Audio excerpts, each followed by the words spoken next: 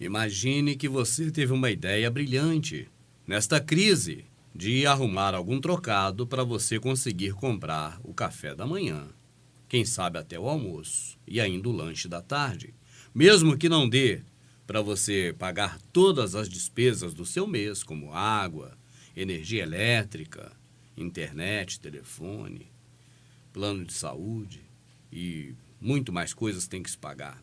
Mas que dê pelo menos para você pagar o café da manhã, o almoço e o lanche da tarde.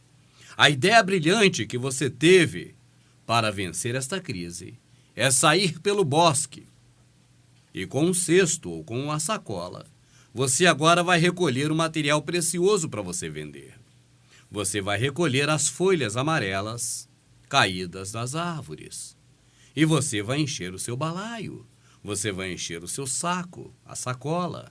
E agora, cheio de produtos para venda, você vai em busca de compradores. Você vai oferecer para as pessoas: ei, você aí, não é me dá um dinheiro aí, me compra essas folhas aí. Eu pergunto, fazendo esse tipo de atividade econômica, desenvolvendo este ramo no comércio de vendas, você conseguirá pagar o café da manhã? Conseguirá dinheiro para o almoço e para o café da tarde, o lanche? Ou será que você não consegue nem para uma mariola? Bom, parece à primeira vista que vender folhas caídas de uma árvore não é definitivamente um bom negócio. Parece que as pessoas não vão ter interesse em comprar folhas que caíram de uma árvore. Então você vai ter que pensar em algo mais lucrativo para seu comércio e para a sua sobrevivência, ou pelo menos para auxiliar em parte das despesas que você tem todo mês para a sua sobrevivência. Então você pensa, peraí, as pessoas não estão querendo comprar as folhas secas que caem da árvore.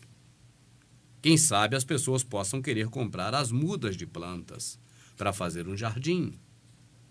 E agora você investe nisso. Você vai buscar no mato mudas de plantas. E também, da mesma forma, vai oferecer para as pessoas. Claro que não exatamente como as folhas secas, as quais não despertaram nenhum interesse em compra por parte de nenhum possível comprador. É claro que pelo menos vender mudas de plantas. Pode ser que você consiga vender pelo menos uma por semana e garantir o dinheiro pelo menos de uma bananada. Agora, você vai nessa escalada. Você vai buscando coisas que têm mais apelo, em que as pessoas precisam comprar ou querem comprar, ou pelo menos se sintam incentivadas a comprar. E conseguindo vender uma muda de plantas, certamente agora as pessoas vão precisar de água para regar suas plantas. E você está chegando em um material um pouquinho mais valioso, um pouquinho mais valioso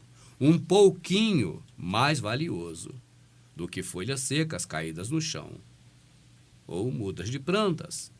Você está chegando na água. E aí? Agora você vai oferecer água às pessoas para regar as plantas. E as pessoas vão dizer, olha, eu não vou comprar a sua água para regar as plantas, porque eu estou precisando de água para tomar banho. E você vai dizer, então, já que não é para a planta, é para você. E sou eu que estou fornecendo, eu que tenho a água, eu vou te cobrar um pouquinho mais caro. E essa pessoa agora vai se disponibilizar a pagar pela sua água, porque ela precisa tomar banho.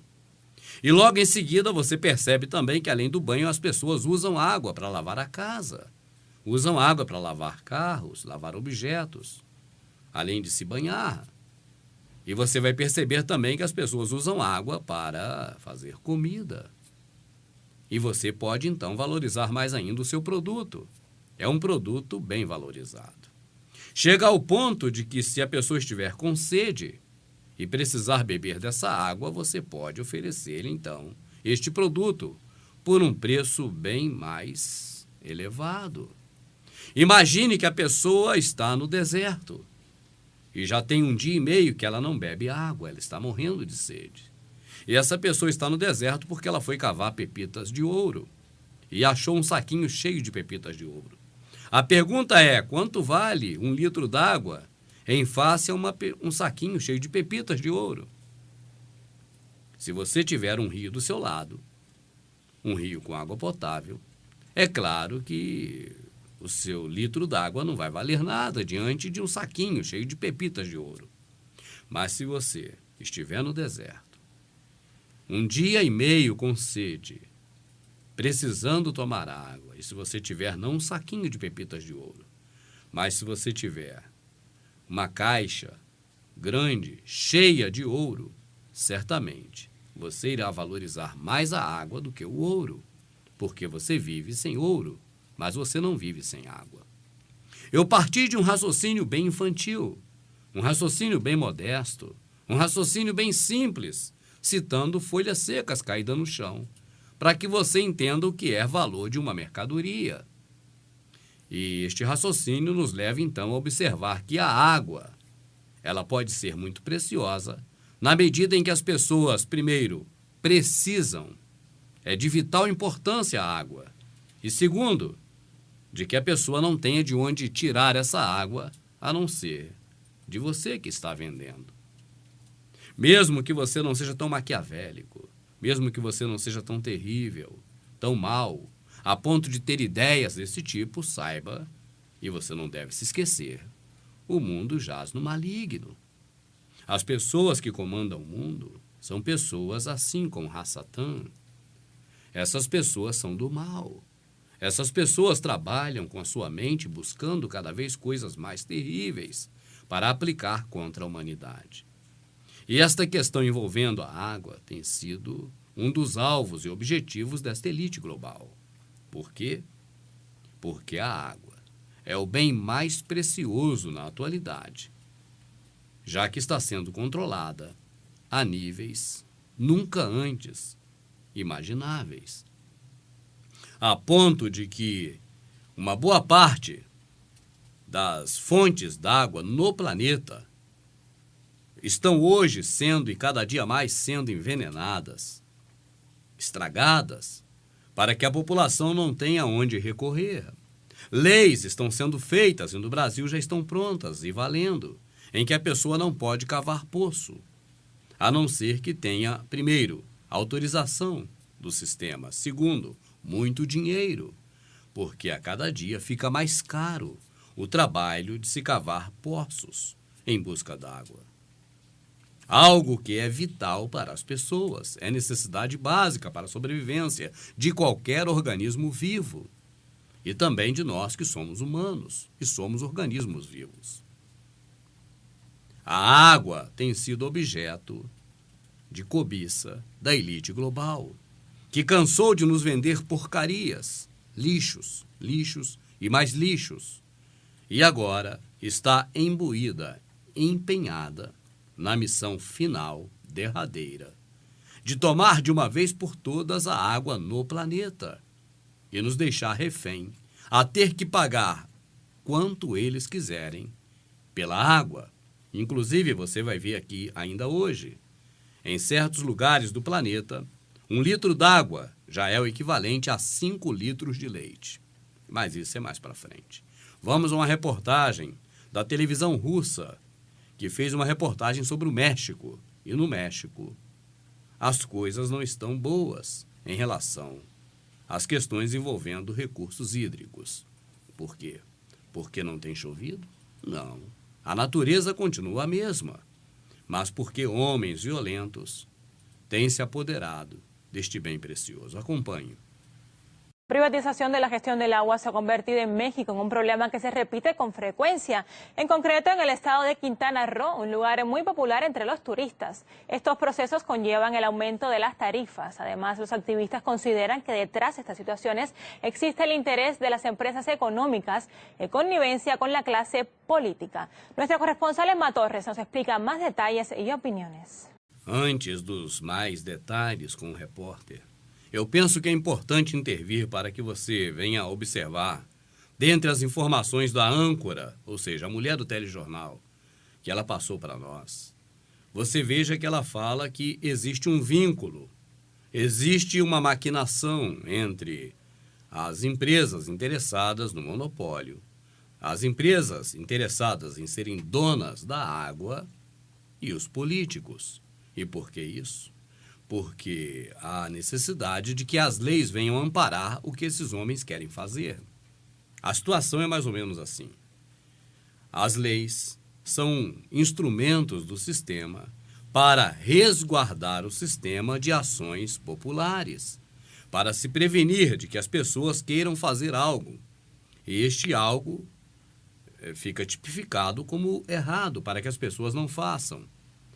Por outro lado, a lei regulamenta a favor de que só uma classe de pessoas, um tipo de cidadão, e neste caso, na maioria das vezes, nem pessoas físicas, mas empresas, consigam atingir esses objetivos. Assim, há a necessidade de que parte desta população ou representações desta populações ligadas às empresas venham a promover, através dos políticos de aluguel, pessoas que foram pagas as suas campanhas para que venham agora a fazer essas leis, venham a conduzir a questão legal, ou seja, a criação de leis, que venham prejudicar o povo, proibir o povo, inibir, coibir, taxar como errados, fora da lei, marginais, infratores, e, ao mesmo tempo, resguardar interesses das empresas. Então, a reportagem já começa alertando para esse aspecto que ocorre no México e que certamente você sabe, ocorre também no Brasil. A necessidade de que políticos preparem leis, como se fosse preparando o caminho para que as empresas venham agora a explorar as pessoas, e neste caso com um bem super precioso. Um bem que não é gerado pelo próprio homem, como, por exemplo, uma roupa, mas um bem que é gerado pelo próprio Criador, a água, e que é dada gratuitamente para todas as pessoas pelo próprio Criador do universo. Quintana Roo es uno de los estados más importantes de México, debido a sus atracciones turísticas. Entre ellas, sobresale a nivel internacional Cancún. Playas privadas, un espectacular mar Caribe, lujosos hoteles, piscinas majestuosas. Esta es la principal cara que se muestra al mundo. Pero dentro de tanta opulencia, la guerra por el negocio del agua ha iniciado con la privatización de este recurso, una práctica que se lleva a cabo en varias localidades. Están procediendo primero en los municipios con más que representan un mejor negocio para cualquier empresa. Primero empezaron en Cancún e Isla Mujeres hace 21 años. La empresa ha dado muy malos resultados y aún así le dan de premio la concesión del agua aquí en Solidaridad, algo que va en contra de muchas leyes. De acuerdo a denuncias de los integrantes de la Asamblea Social del Agua de Solidaridad, la concesión para el servicio de manejo del agua potable pasó del órgano estatal CAPA, Comisión de Agua Potable y Alcantarillado, directamente a manos de Aguacán, sin un proceso de licitación y con el apoyo de las autoridades en votaciones express.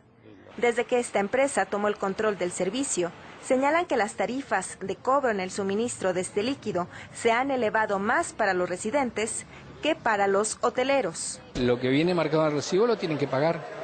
Si hay alguna modificación o si hay alguna consideración que consideran extremadamente alta, pueden venir a arrimarse a las oficinas y verificar realmente con nuestro sistema. Me están cobrando demasiado. Mis recibos con CAPA eran de 112 pesos, ahora Aguacán un recibo me está cobrando de 800 pesos, 804. Anteriormente me cobró uno de 400 y uno de 300 en un solo mes. Vivo sola, me van a cortar el agua si no pago. Nosotros usamos 100% el servicio de agua potable, no tenemos problemas de cortes, no tenemos problemas de servicio, el servicio es óptimo. Esta situación en Quintana Roo podría parecer un síntoma de un esquema privatizador tendiente a ser replicado en todo el país. Estados como Puebla, Oaxaca y Coahuila experimentan procesos similares, pero todo pareciera indicar que detrás de este proceso privatizador existe un interés económico de empresas, incluso extranjeras, impulsado por la clase política. El edificio que se encuentra a mis espaldas fue construido con recursos públicos y tuvo un costo aproximado a los $5 millones, para después ser entregado a la empresa privada que brinda el servicio del agua, Aguacán. Este palco montado no México, hoje é o mesmo palco que estará sendo montado no Brasil e já começou a ser montado, estará pronto muito em breve, em que quem gasta mais paga menos, quem gasta menos paga mais, porque o povo paga mais porque paga o que pagariam, por exemplo, os grandes gastadores d'água. No México, a rede hoteleira está satisfeita. O dono do hotel, o gerente, ele não reclama, ele diz que está muito bom e, é claro, ele paga um pouquinho. Enquanto isso, a menina, que é uma cidadã comum da sociedade, ela está dizendo que aumentou 200, 300 e agora 400, 800 e não sabe onde vai parar. E ela disse, não pagar, eles cortam a água. O representante da empresa privada que vende água para o povo, a água que já é do povo, a água foi dada pelo Criador, não se esqueça. Ele agora diz, quem achar que a conta está alta, pode comparecer no escritório, que lá chama oficina, e fazer a sua reclamação, porque estará no sistema. Ele ainda fala que no sistema. E a situação é essa, toda dentro de uma legalidade, porque as leis foram criadas para legalizar em favor do sistema contra a população. Assim, a pessoa tem direito de reclamar do preço da água. Ela vai até a oficina, que é o escritório, e reclama, mas não vai adiantar nada, porque ela vai ter que pagar de qualquer jeito se quiser viver. Nós não estamos falando de roupa para vestir, que ande pelado. Nós não nascemos com roupas. Nós não estamos falando de carro, que ande a pé. Ninguém nasceu com roda nas pernas. Nós estamos falando de água. Mas o povo embriagado pelo sistema do pão e circo não percebe que água é água. É algo singular, inevitável, essencial para a vida, para a sobrevivência de qualquer ser biológico. E aí as coisas tendem a piorar, porque este modelo, aplicado em várias cidades, em várias localidades do México, é um modelo globalizado. É um modelo que, ora, tem se estendido por todo o planeta. E no Brasil, o assunto água entrou em cena há alguns anos atrás. Fala-se muito e repete-se muito uma mentira de crise hídrica, forçando ao povo entender, com a sua mente cada vez mais sensível à alienação, propícia a ser enganado, entender que há calamidade por falta d'água e aceitar qualquer solução que eles derem. E a solução é entrega para os senhores do mundo, entrega para a elite global. O povo questiona e pergunta, peraí, foram feitas ordenanças de que se passasse a água de A para B sem licitação, sem uma legitimidade na área judicial, na área legal. Mas as pessoas esquecem que leis são feitas e mudadas e criadas todos os dias. E essas leis são feitas, mudadas, criadas, justamente por pessoas que são empregados dos senhores do mundo, que estão dominando a água em todo o planeta. Assim, esta reportagem de uma televisão ou de uma emissora lá da Rússia mostra a realidade do México, que as TVs do México não querem, não devem, não podem, não têm interesse de mostrar, de que a situação da água está ficando cada vez mais calamitosa. Até porque as pessoas são obrigadas a pagar por essa água, já que não existe alternativa. Não há como a pessoa fazer uma escolha, tipo, eu quero desse tipo ou prefiro do outro. Não há outro, só há esse tipo. Esta rua de mão única, este caminho sem volta, este beco sem saída, está também acontecendo no Brasil. E as pessoas não dão o mínimo de atenção para quem fala esse tipo de coisa. Parece, na realidade, que se trata de um demente, de um louco, ou pelo menos de um palhaço, que é exatamente o que a Rede Globo quis fazer de mim quando me colocou no seu telejornal, na beira da lagoa, ou seja, da represa, mostrando que a cantareira estava até a boca d'água. Na época em que eles mostravam um braço, um pedacinho da cantareira, que foi esgotado de propósito e fizeram dali um set de filmagens, um estúdio externo, para que as televisões mostrassem aquele pedaço. E dissesse uma mentira de que não há água em São Paulo, enquanto eu, em plena suposta crise hídrica, fui na própria represa, junto com a minha amadinha, minha esposa, e fizemos as imagens. E mostramos para o planeta inteiro uma verdade diante de um fato mentiroso criado pela mídia em favor dos interesses dessas empresas enormes que estão dominando não somente a água da América do Sul, mas de todo o planeta. Vamos continuar. Si el agua permanece en organismos estatales, pueden ser fiscalizados y pueden ser observados a partir de organismos de la sociedad civil. Si el recurso hídrico pasa a manos de iniciativa privada, va a ser mucho más difícil la fiscalización y la observación del uso del recurso, el destino del recurso. A pesar de los esfuerzos de la ciudadanía para impugnar la concesión en el manejo del servicio del agua, la respuesta de las instituciones aún no es alentadora. Tal parece que así como resulta imposible detener el curso de un gran río, será igualmente difícil frenar y revertir la intervención de empresas privadas en la administración de los recursos naturales del país. E o pior, que essa iniciativa não envolve somente recursos naturais nas mãos de pessoas privadas, de empresas, de grupos que mandam no planeta. Diz respeito ao principal meio natural de sobrevivência, a água. Eu repito, insisto, não estamos falando de qualquer coisa. Não é esmalte para as unhas. Não é qualquer coisa supérflua, é água. Água essa que, segundo a orientação deste rapaz, que está defendendo o interesse comum, o interesse social e da população, uma vez de posse da iniciativa privada, fica impossível qualquer tipo de fiscalização. E este é um caminho sem volta. Por quê? Porque uma vez entregue, jamais volta para o domínio público. E a fiscalização se torna impossível porque a população não elegeu o dono da empresa que comanda a água. Enquanto este bem vital, importante para a sobrevivência de qualquer ser humano, de qualquer ser biológico, ele está nas mãos do governo, é legítimo de que a população esta que elegeu seus representantes, venham a fiscalizar, cobrar. Mas no momento em que foi entregue agora a pessoas particulares, ninguém tem mais esse direito. E assim, vão fazer o que quiser. Até onde a pessoa pode sobreviver sem beber água? Até onde o ser humano consegue resistir a tudo isso? E quando eu falo que há uma conivência e é necessária, juntamente com os políticos, é justamente para prevenir que as pessoas não tenham outra fonte alternativa da água. Tanto que, em alguns lugares, existem leis proibindo a coleta de água da chuva. É proibido.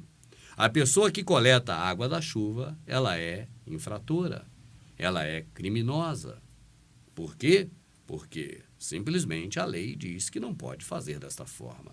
E tudo que a lei proíbe, tudo aquilo proibido por lei, se feito por uma pessoa comum, cidadão da sociedade, este se torna marginal. Agora vamos ver uma outra reportagem na Europa sobre a questão envolvendo a defasagem no preço de derivados do leite e do próprio leite.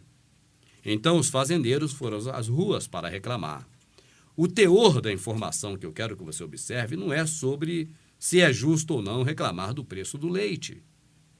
Mas o que eu quero que você veja está nas entrelinhas, que você observe que o preço da água naqueles locais está custando 5 vezes mais do que o preço do leite. É este o ponto que eu penso que é principal para você observar e saber que no Brasil, muito em breve, também vai ser assim.